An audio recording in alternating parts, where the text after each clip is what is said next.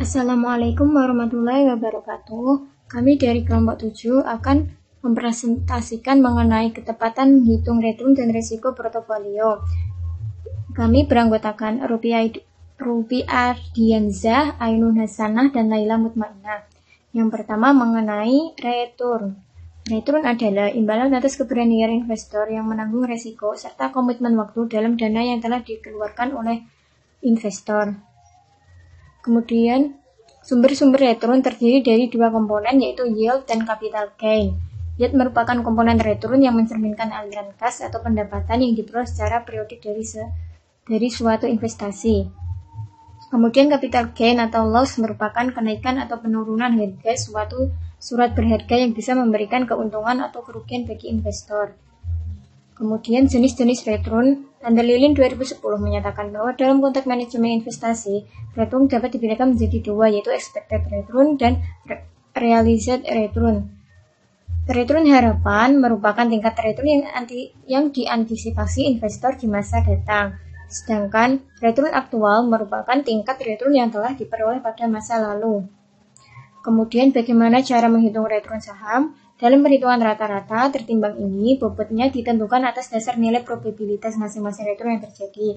Secara matematis, rumus untuk menghitung return harapan dari suatu sekuritas adalah seperti berikut, bisa dilihat sesuai layar presentasi ini.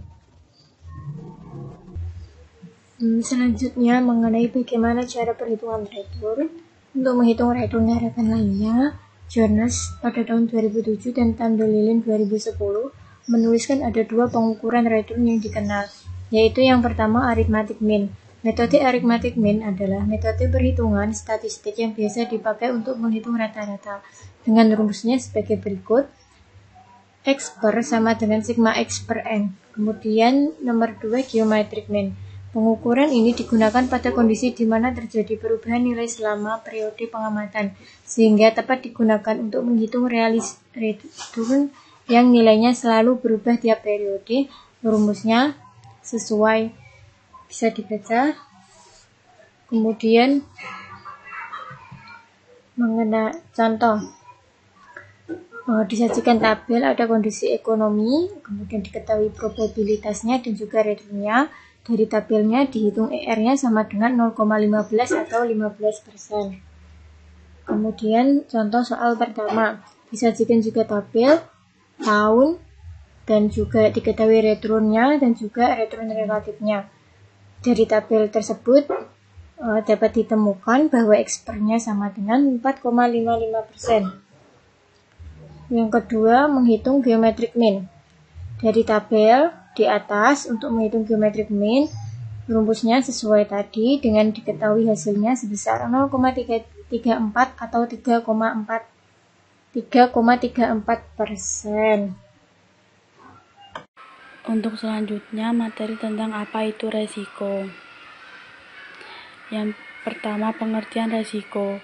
Definisi resiko menurut Kamus Besar Bahasa Indonesia adalah akibat yang kurang menyenangkan atau merugikan dari suatu perbuatan atau tindakan. Definisi resiko menurut Hanafi 2006, resiko merupakan besarnya penyimpangan antara tingkat pengembalian yang diharapkan atau expected return dengan tingkat pengembalian aktual atau actual return. Sedangkan definisi menurut Eman C. Vaughan dan Curtis M. Elliot, resiko didefinisikan sebagai berikut. Sebagai kans kerugian, B. kemungkinan kerugian, C. ketidakpastian, D. penyimpangan kenyataan dari hasil yang diharapkan, dan E. probabilitas bahwa suatu hasil perbedaan dari yang diharapkan. Yang kedua, jenis-jenis resiko. Semakin besar tingkat perbedaannya, berarti semakin besar pula tingkat resikonya. Resiko dapat dibedakan menjadi dua jenis, yaitu sebagai berikut. Yang pertama, resiko sistematis. Resiko sistematis merupakan resiko yang tidak dapat dihilangkan dengan melakukan diverifikasi, karena fluktuasi resiko ini dipengaruhi oleh faktor-faktor makro yang dapat dipengaruhi pasar secara keseluruhan. Untuk menghitung resiko sistematis ada rumusnya sebagai berikut. Beta sama dengan jumlah data dikali return pasar dikali return sekuritas dikurangi return pasar dikali return sekuritas dibagi jumlah data dikali return pasar pangkat 2 dikurangi return pasar pangkat 2.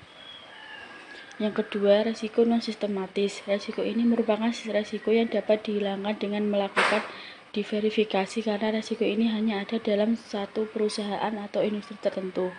Misalnya faktor struktur modal, struktur aset, tingkat likuiditas, tingkat keuntungan, dan lain sebagainya. Ada beberapa jenis resiko yang perlu dipengaruhi oleh seorang investor jika akan melakukan investasi, yaitu sebagai berikut. Yang pertama, resiko finansial. Yang kedua, resiko pasar. Yang ketiga, resiko inflasi. Yang keempat, resiko bisnis. Yang kelima, resiko likuiditas. Yang keenam, resiko nilai tukar mata uang. Yang ketujuh, resiko negara. Dan yang kedelapan, risiko bunga. Menghitung resiko. Berikut ini rumus untuk menghitung resiko, yaitu menggunakan varians dan deviasi standar. Rumusnya sebagai berikut. Untuk contoh soalnya, dalam tabel 4.3 berikut ini diberikan contoh perhitungan mengenai varians dan deviasi standar dalam saham DIF.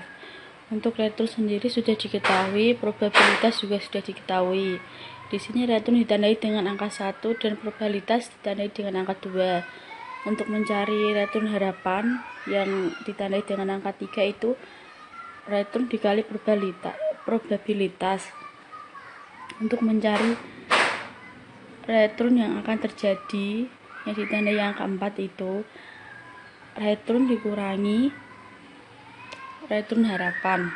Untuk yang mencari yang kelima itu return harapan dikurangi return harapan pangkat 2, dan ketemu rumusnya. Untuk mencari varians adalah return dikurangi return harapan pangkat 2 dikali probabilitas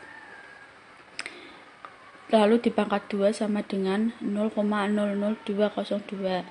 Untuk deviasi standar, rumusnya itu dari varians pangkat 2 lalu dipangkat setengah sama dengan 0,00202 dipangkat setengah sama dengan 0,0449 sama dengan 4,499%.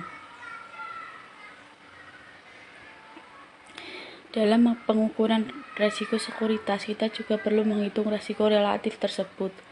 Ukuran resiko relatif yang bisa dipakai adalah menggunakan koefisien variasi. Rumus untuk menghitung koefisien variasi adalah sebagai berikut. Koefisien variasi sama dengan standar deviasi return dibagi return yang diharapkan. Sesuai dengan data dalam contoh di atas tabel 4.3, untuk koefisien variasi saham DIF bisa dihitung sebagai berikut, sama dengan 0,0449 dibagi 0,08 sama dengan 0,56125. Selanjutnya, bagaimana pengambilan keputusan investasi berdasarkan return dan resiko? Dasar keputusan investasi return harapan, tingkat resiko, serta hubungan antara return dan resiko. Alasan utama seseorang berinvestasi adalah memperoleh keuntungan. Untuk itu, investor perlu memprediksi return dan resiko saham yang akan dibelinya. Perhitungan return dan resiko tentu didasarkan pada data historis yang dikumpulkan oleh investor berupa harga saham dan dividen. Dari data-data tersebut, investor dapat menganalisis kemungkinan seberapa besar kemungkinan return yang diperoleh, dan data meminimalkan risiko dari investasi tersebut. Dalam aktivitas investasi yang namanya resiko pasti terjadi dan sulit dihindari bagi seorang investor, sehingga investor perlu mengelola risiko tersebut. Di antaranya sebagai berikut, yaitu memperkecil risiko, yang kedua mengalihkan risiko, yang ketiga mengontrol risiko, dan yang keempat pendanaan risiko. Untuk presentasi kelompok 7 sudah selesai. Silakan jika ada yang ingin ditanyakan mengenai materi return dan risiko portofolio. Kurang lebihnya kelompok kami mohon maaf. Sekian dan terima kasih. Wassalamualaikum warahmatullahi wabarakatuh.